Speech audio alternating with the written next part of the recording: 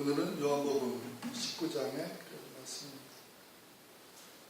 이 요한복음 19장의 말씀은 예수님이 이제 돌아가시는 그러한 상황을 설명하고, 그 설명 속에서도 여러 부류의 사람들이 등장을 하는 것을 보게 됩니다. 요한복음 19장에서 그 사도 요한이 하고자 하는 말은, 예수님은 저주받아 돌아가신 것이 아니라 하나님이 우리를 사랑하셔서 그 구원의 계획에 의해서 십자가에서 영광의 순환을 당하셨다는 것을 이야기하고, 또 예수님이 나를 위해 자신을 희생하신 그런 사랑을 베푸신 것을 깨닫고 또 믿어질 때, 나도, 우리도 예수님을 위해 나를 희생할 수 있는 그런 용기 있는 믿음이 생겨진다는 그런 주제로 이 요한복음 19장을 말씀하고 계십니다. 그래서 오늘 제목은 자신을 희생할 수 있는 신앙이라는 제목으로 함께 나누겠습니다. 1절서부터 16절에 보면 유대인들이 이제 예수님을 빌라도에게 데려가서 그 빌라도가 그 예수님을 재판하고 그 죄명이 무엇인가 따집니다. 빌라도가 살펴보고 죄가 없다고 얘기를 하는 거죠. 그렇지만 유대인들은 예수님이 죄가 있다는 거예요. 그 7절에 보면 유대인의 법에 따르면 예수님이 하나님의 아들이라고 했기 때문에 사형죄가 된다는 것을 이야기합니다. 그 재밌잖아요. 유대인들과 빌라도와 막 그 언쟁이 이루어지는데 서로 뭐 책임 회피하는 그런 것들이 이루어지는 것입니다. 빌라도 나는 책임 없으니까 너희들이 알아서 하라는 그런 얘기를 해요. 그 이유가 뭐냐면 유대인들이 자꾸 빌라도한테 데리고 와서 로마 법에 의해서 사형받기를 원하는 그 이유는, 그 예수님을 따르는 자들에게 예수님은 하나님의 아들이 아니라 저주받아 죽은 자라는 것을 증명하기 위해서 자꾸 빌라도에게 데리고 가서 빌라도에 의해서 죽음을 당하게 하는 것을 보게 됩니다. 스데반도 돌로 맞아 죽었죠. 사도행전에 나오는 스데반도 돌로 맞아 죽었는데 그 빌라도한테 가지 않고 로마 법정에 가지 않고 자기네들이 돌을 던져 죽였어요. 예수님도 틀림없이 자기네들이 돌을 던져서 죽이고 그렇게 보고를 했으면 끝나는 것인데, 그들이 악착같이 끝까지 그 빌라도에게 이끌고 온 것은 바로 예수님을 따르는 자들이, 예수님이 그러한 하나님의 아들이 아니라 이 율법에 나온 대로 나음에 달려 죽은 자는 저주받은 자라는 그것이 그대로 이루어진 것처럼 예수는 아무것도 아니다, 저주받아 죽은 것이라는 것을 증명하기 위해서 로마의 총독 빌라도의 힘을 이용을 하려고 했던 것입니다. 그러나 결국은 실토하잖아요. 빌라도가 죄가 없는데, 죄가 없어 그러니까 그 7절에 보면 그 유대인들이 대답하되 우리에게 법이 있으니 그 법대로 하면 그가 당연히 죽을 것은 그가 자기를 하나님의 아들이라 함이니이다. 그래서 결국 예수님이 유대법 때문에 죽으신 것, 그것은 하나님의 아들이심을, 그것을 증명하게 되는 그러한 것이 되게 되는 것입니다. 우리가 이 빌라도를 보면 많은 애를 써요. 예수님을 살리려고 해도 애를 많이 썼어요. 하지만 결국 빌라도가 예수님을 살리지 못했죠. 물론 거기 큰 뜻은 하나님의 그 계획이 계셨기 때문에 빌라도라고 해도 살릴 수는 없었겠죠. 그래서 우리가 또 다른 면을 봤을 때 빌라도가 자신을 희생하면서까지 예수님을 지키려는 마음은 없었다는 것이죠. 막 지키려고 그러다가 그 유대인들이 당신 끝까지 그러면 당신은 가이사의 충신이 아니요. 그 말은 너 로마 황제한테 보고해서 너 파이어 당하겠다는 소리 아니에요. 반역죄로 몰겠다는 소리죠.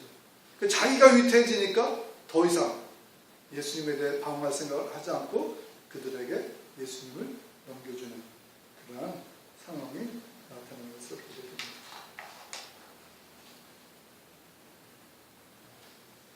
그리고 17절에서부터 37절 그 사이에 보면 이제 십자가에 못 박히시는 그러한 것들을 이제 쭉 우리 아까 얘기한 대로 십자가에 못 박히시는 그 상황, 그런 것들을 이야기하는데, 이 죽으심이 저주가 아니고 십자가에 달리는 것이 저주가 아니고 하나님의 계획에 의한 그러한 영광의 순환, 우리를 위한 구세주의 그 메시아로서의 죽음이시라는 것을 강조하기 위해서 지금 이 17절서부터 30절까지는 구약 성경을 비교하는 것을 보게 됩니다.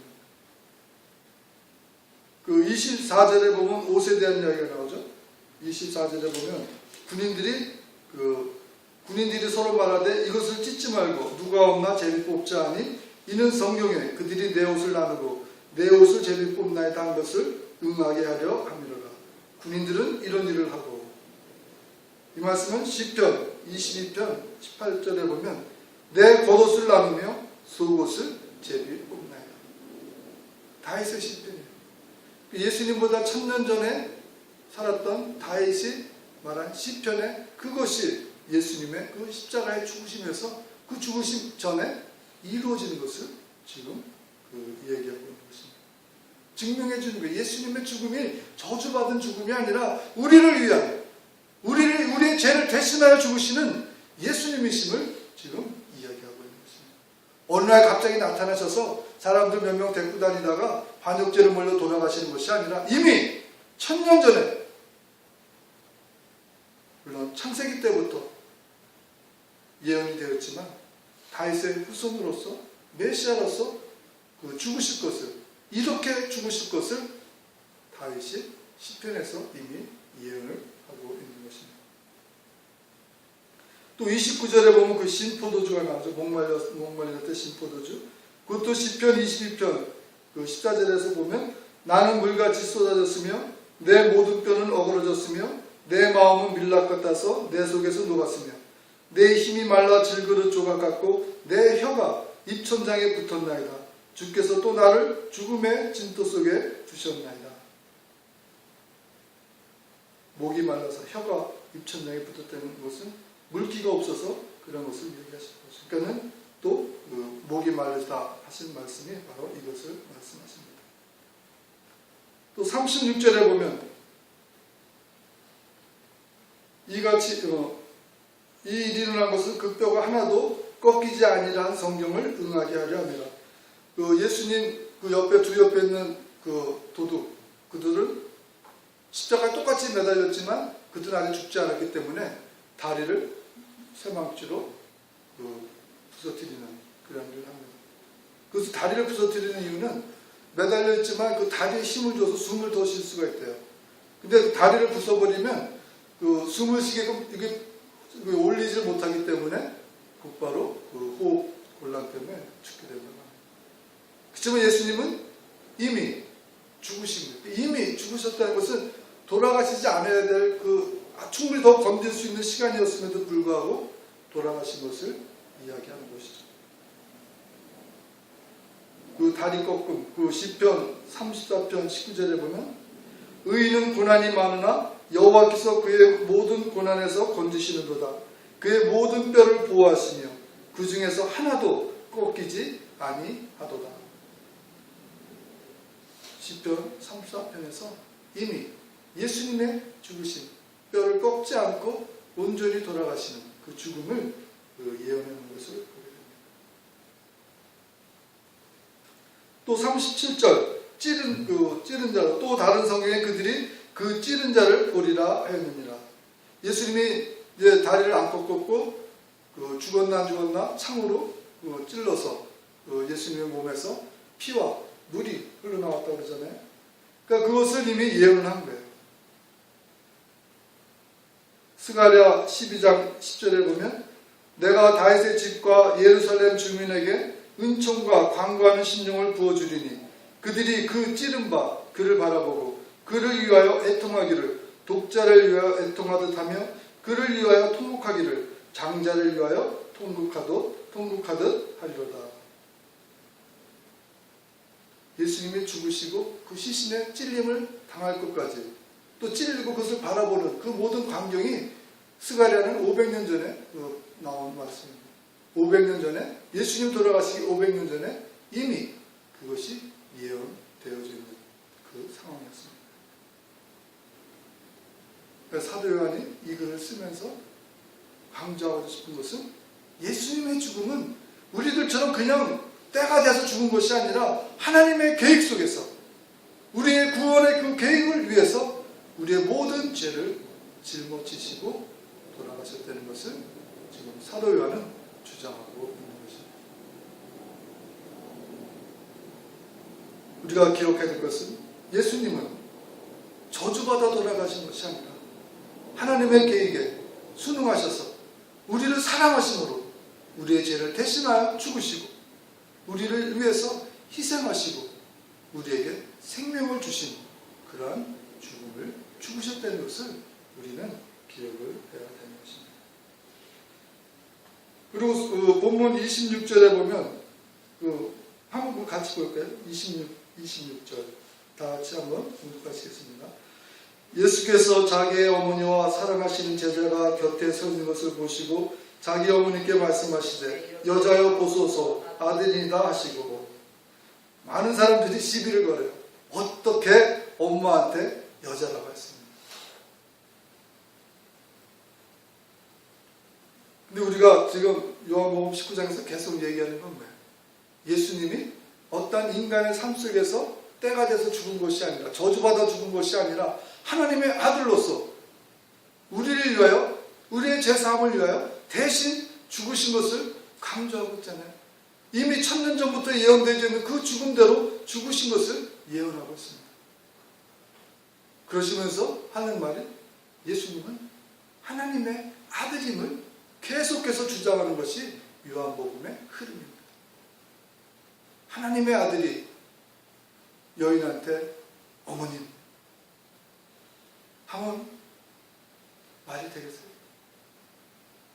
오히려 어머님 했으면 더 말이 안 되는 예수님이 하나님의 아들이심을 증명할 수가 없는 그러한 상황이 될 뻔했는데 예수님은 어머님을 하지 않고 여자야. 그것은 바로 예수님이 하나님의 아들이심을 그 본인 스스로가 알고 계시기 때문에 그렇게 말씀을 하신 것입니다.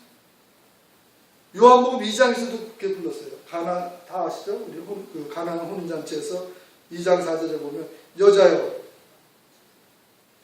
내 때가 아닙니다.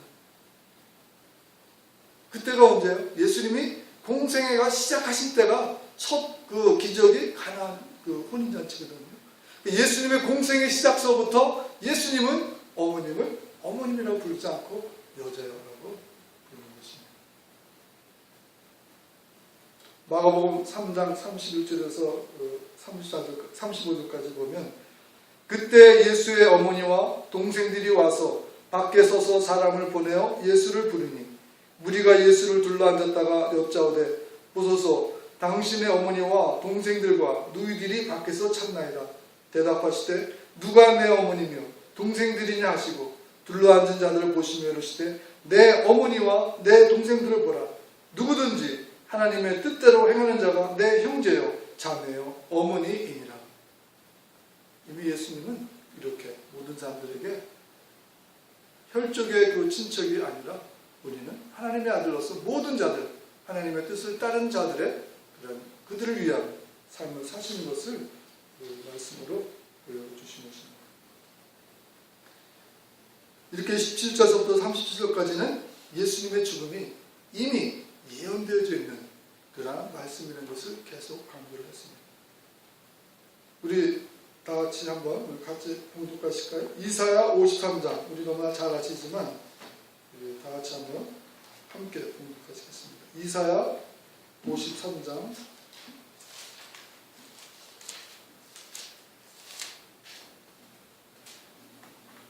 이사야 53장 우리 굴락 이사야 53장 우리 함께 봉독하시면 정말 예수님이 그 죽으심이 모든 계획인 것을 우리가 알게 되는 것입니다.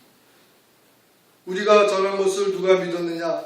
여호와의 팔이 누구에게 나타났느냐?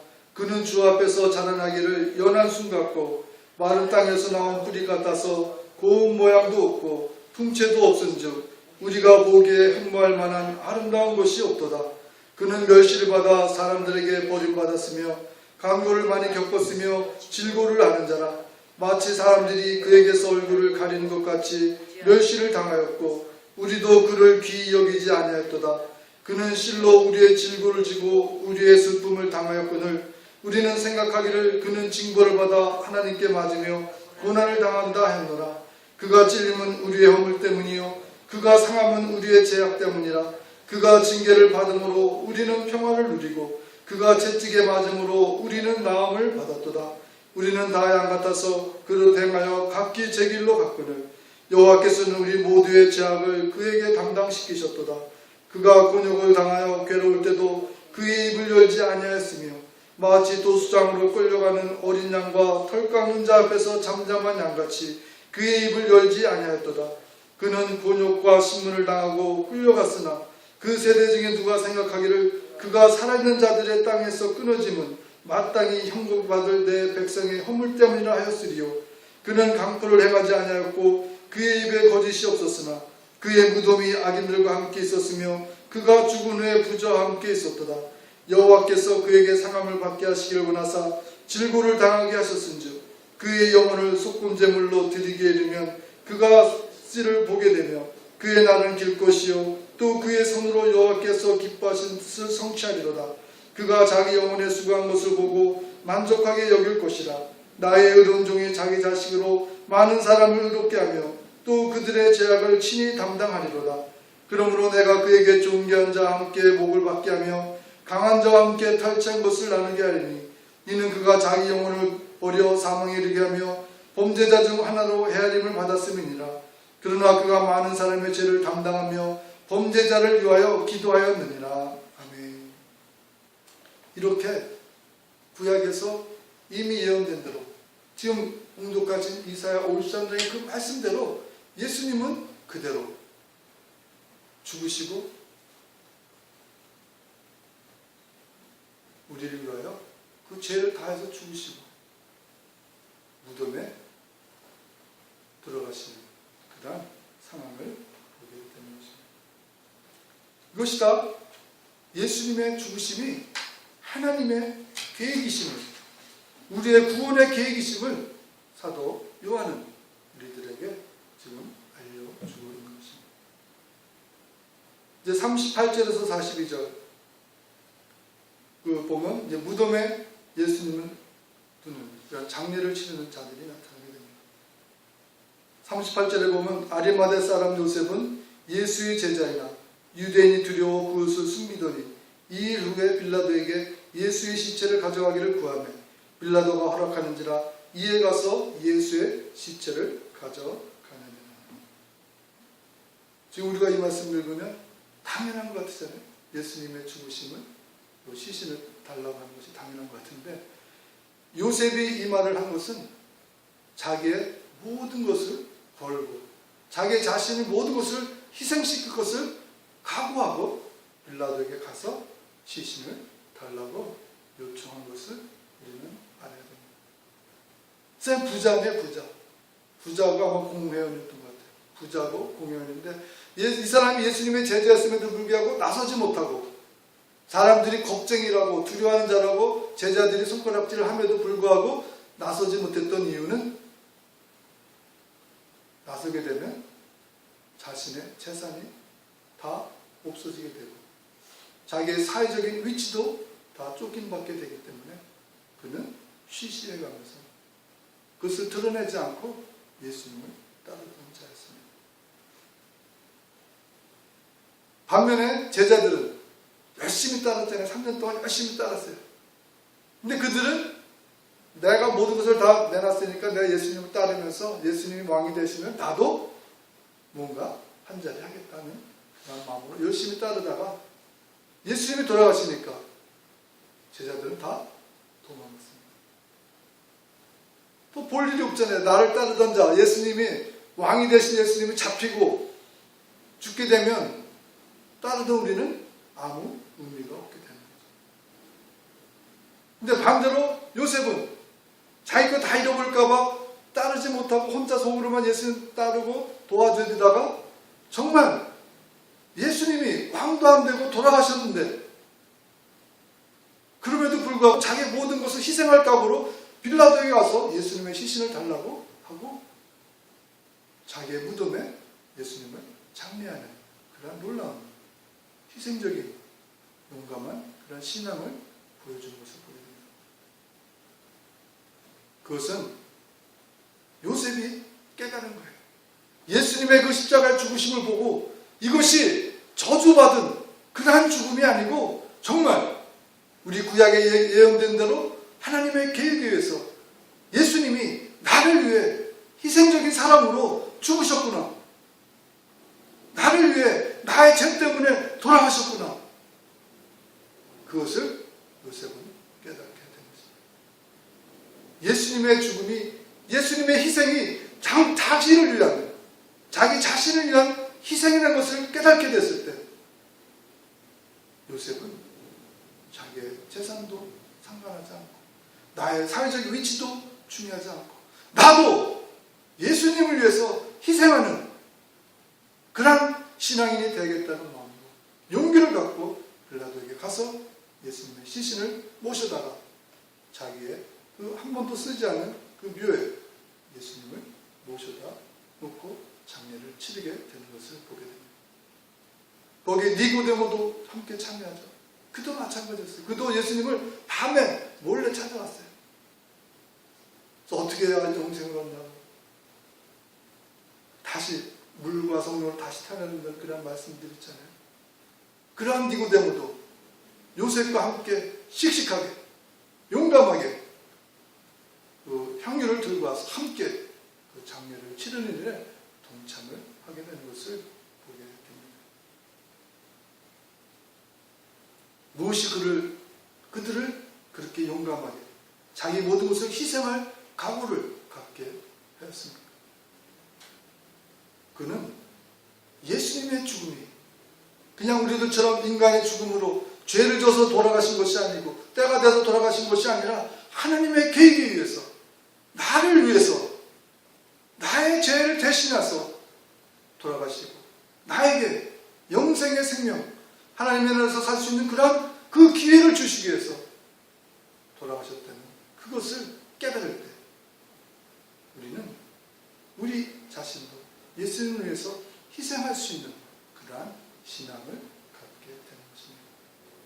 혹시 여러분들 신앙이 씩씩하지 않고 어디 가서 내가 신앙인이고 기독교인이고 예수님의 하나님의 딸이고 아들이고 자녀임을 씩씩하게 말하지 못하고 또 우리가 씩씩하게 그러한 삶을 희생적인 삶을 살지 못한다면 그것은 아직 예수님이 나를 위해서 희생적인 사랑을 베푸시고 돌아가셨다는 것이 나와 연결되지 않기 때문에 아직 우리는 그것을 강하게 씩씩하게 용감하게 나를 희생할 수 없는 것입니다. 예수님의 그 돌아가심이 나와 연결된다는 그것이 강하면 강할수록 그 예수님의 희생을 더욱 깨닫게 되고 예수님의 사랑을 더욱 깨닫게 되고 우리는 그 깨닫는 사랑 속에서 용기를 갖고 우리도 예수님을 위해서 또 교회를 위해서 희생할 수 있는 그러한 신앙을 갖게 되는 것입니다. 오늘이 2012년 마지막 회고 이제 다음 주는 또 2014년 새해가 들어섭니다. 우리 많은 분들이 물질의 축복을 소망합니다. 물론 물질의 축복도 필요하죠. 제가 바라고 원하기는 정말 아리마대 부자 요셉처럼 또 니고데모처럼 여러분들이 가진 물질로 또 위치로 사회적 권위와 위치로 그것으로 자기만 도의도식할 것이 아니라 오히려 그것을 통해서 희생적인 사랑으로 예수님을 위해서 하나님을 위해서 교회를 위해서 이렇게 멋지게 용기 있게 사용하고 나설 수 있는 여러분들이 되시기를 예수님의 이름으로 축원드립니다.